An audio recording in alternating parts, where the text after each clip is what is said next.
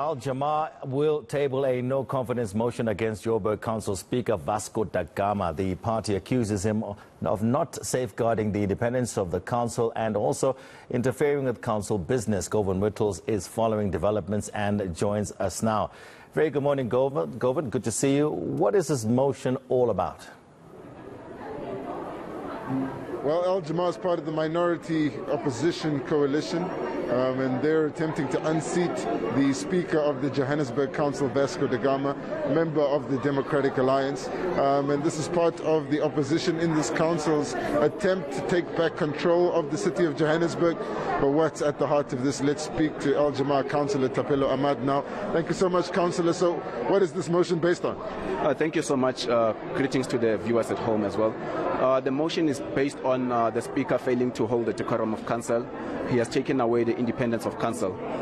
Following the events, if you remember the Speaker, we lodged a complaint to the MEC of Kokta sometimes in February, and then there were recommendations, and we had a lengthy deliberation with the MEC, Lebogang Maile, and then there was an intervention of some sort. The Speaker still failed to assist councillors to hold the decorum following the events of Council collapsing. Oh, you're talking here about the first sitting of council that descended into chaos, where there was some pushing around and some violence as well. So you believe, based on the way he adjudicated that meeting, he should be removed?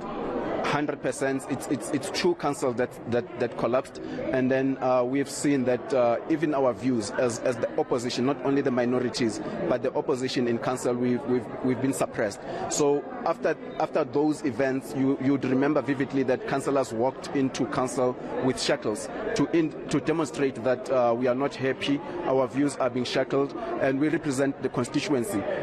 The residents are affected. A simple example such as the speed humps. If you look into the backlog of petitions, because petitions committee reports directly in his office, you'd understand that there's nothing that has been done.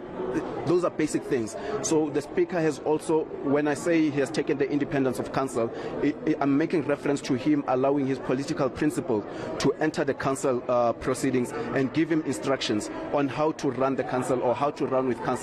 You're talking about a member of the DA? The member of the DA, which is now the chief whip in the mayor's office and the chief whip in his office. He's a provincial chairperson, or rather used to be the provincial chairperson. So those are your concerns. What about your support? Do you have any other party supporting this motion? What's the likelihood of it succeeding? 100%. We do have parties on board which are supporting us. The margins are very low. I think we need about 7 votes from other parties. So we might get 7 votes from one party, such as the IFP or the Patriotic Alliance. Remember, in a coalition setup, we need to constantly lobby. We'll lobby until the 11th hour. Maybe the tables can change. And we heard from Gator McKenzie, president of the PA, saying he's unhappy with the PA being called political thugs by the Democratic Alliance. He's promised retribution in that regard. Have you got any commitments from the PA to support you? We haven't got any commitments from the PA, but however, we are talking with the PA. We'll persuade the matter further so that we can give them a sense of comfort. You know, if we remove the Speaker, there's a likelihood that the government can change, because a lot has been happening, and we can see that the aggression of the Democratic Alliance in the current administration. You look at the 130 people who have been affected. There are people right now, as we speak, who received their payslips, and it says 00. So it's dehumanizing the residents of Johannesburg. And briefly, myself and you, we had an interview pertaining Jiffers and the head of the unit in Jiffers.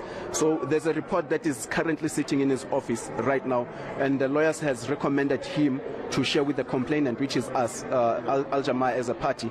And of course, those issues are likely to feature in the debate that will be going on in council, and we're likely to have a number of delays as the coalition government attempts to secure its majority. But let's leave it there for now. That's Councillor Thapelo Ahmad. We'll hear more from him once that motion gets underway. So they have concerns. They seem confident that they'll be able to draw support from the IFP or the PA, but our information suggests that the coalition remains strong right now, and that Vasco da Gama being removed from office is unlikely through this motion, unless the commitments made to the multi-party coalition this morning are overturned when that vote takes place. Council due to start at 10 10 o'clock, and we'll be inside to give you the latest as that happens. Tony. Fantastic. Govan Whittles there reporting for us. We'll see what happens after 10 o'clock when council convenes.